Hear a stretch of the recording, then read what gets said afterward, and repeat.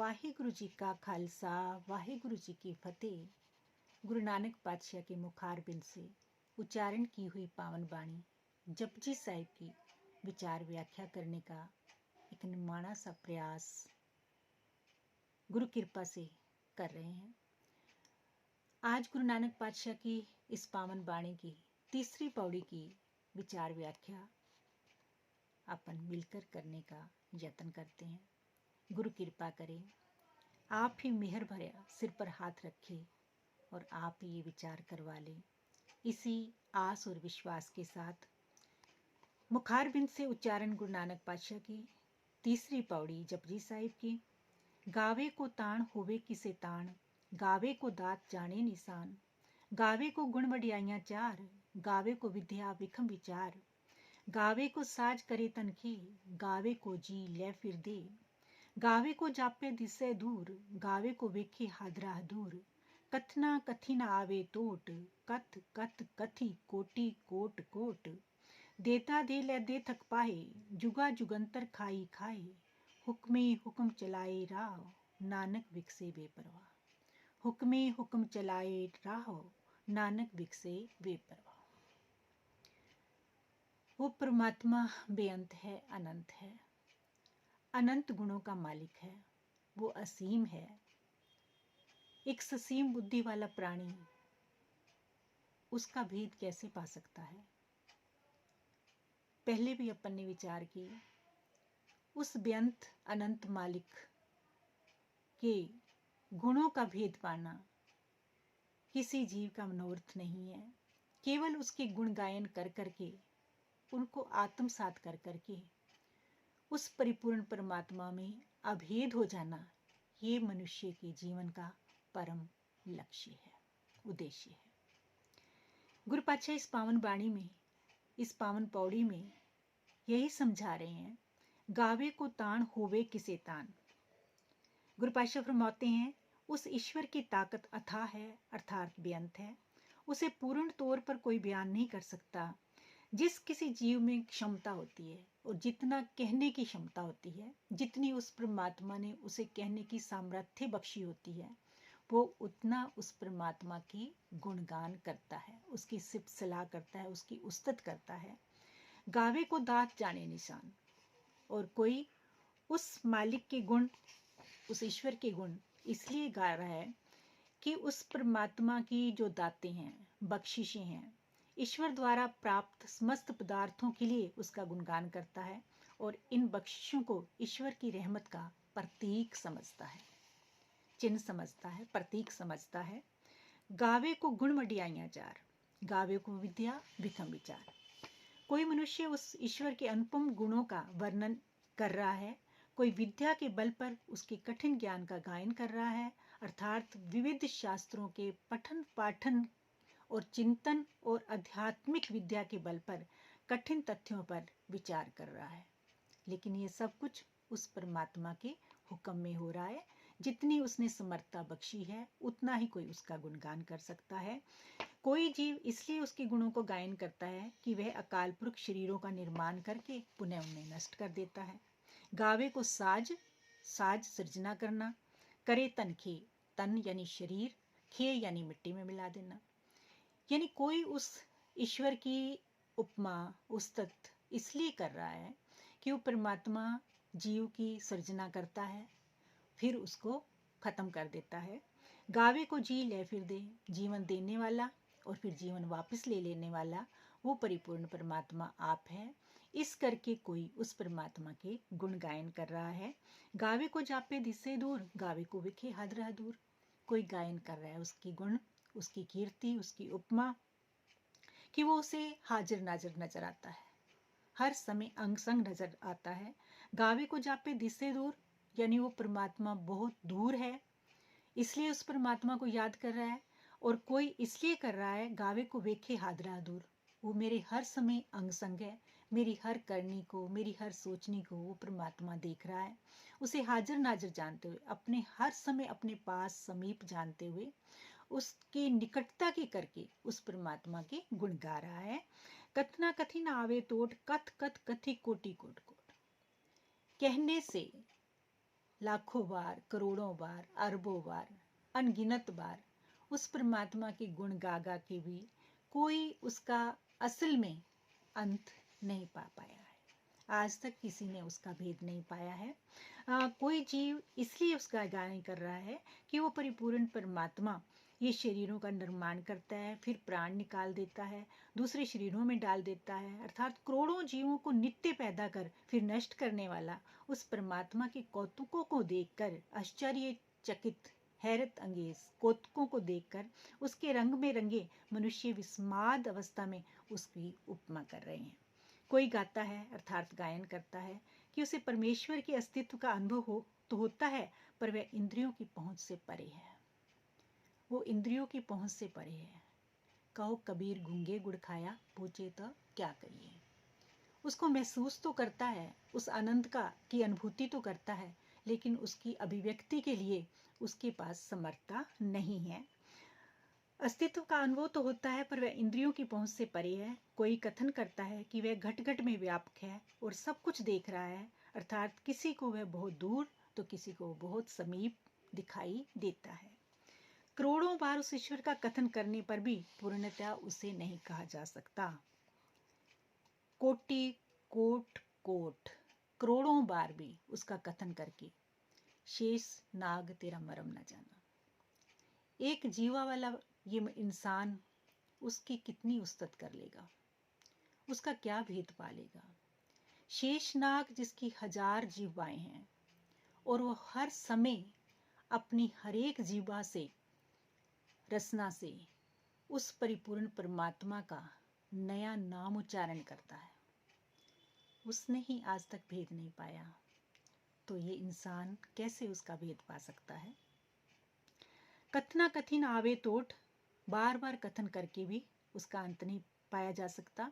कथ कथ कथी कोटि कोट कोट करोड़ों बार कहकर भी कितने ही कह गए, कितने कहकर चले जाएंगे, कितनों ने गुणगान किए, कितना गुणगान कर जाएंगे, लेकिन उसका कोई अंत नहीं पा सकेगा।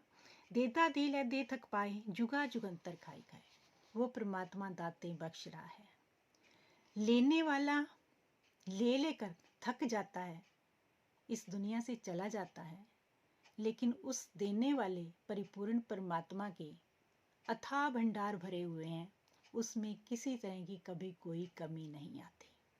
देदा दे ले दे थक पाए, लेने वाले थक जाएंगे, अक जाएंगे, इस दुनिया से प्रवास कर जाएंगे, चले जाएंगे, लेकिन उस देने वाले दातार पिता के खजानों में किसी तरह की कोई कमी नहीं आएगी। जुगा जुगंतर खाए खाए, युगों युगंतरों से ये जीव उस परमात्मा से दाते ले रहा है और परमात्मा दे रहा है, और दे देकर परमात्मा कभी नहीं थकता, उसके भंडार कभी खाली नहीं होते।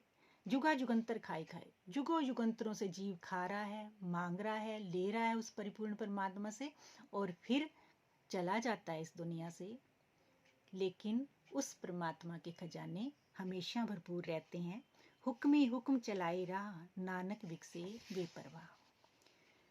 उस परमात्मा ने जब से सृष्टि की सर्जना की है, तब से प्रत्येक जीव को रिज़्क पहुंचा रहा है। जीव ले लेकर थक जाता है, अर्थात कर्मों के अनुसार अपना जीवन भोग कर खत्म हो जाता है, पर देने वाला परमात्मा कभी थकता नहीं। युगों युगंतरों से ईश्वर प्रदत्त पदार्थों को जीव भोगता चला जा रहा है। उस ईश्वर का हुक्म ही इस संसार को चला रहा है।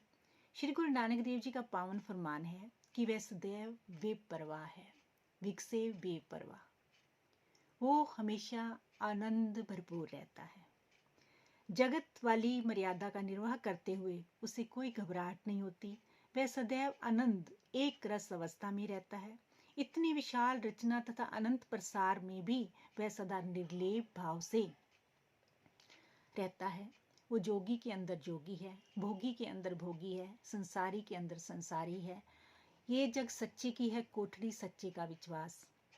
इस परमात्मा की इस रचना में वो परमात्मा आप रचा बसा हुआ है, लेकिन फिर भी वो निर्गुण निराकार होते हुए निर्लेप भाव से इस जगत में मौजूद है।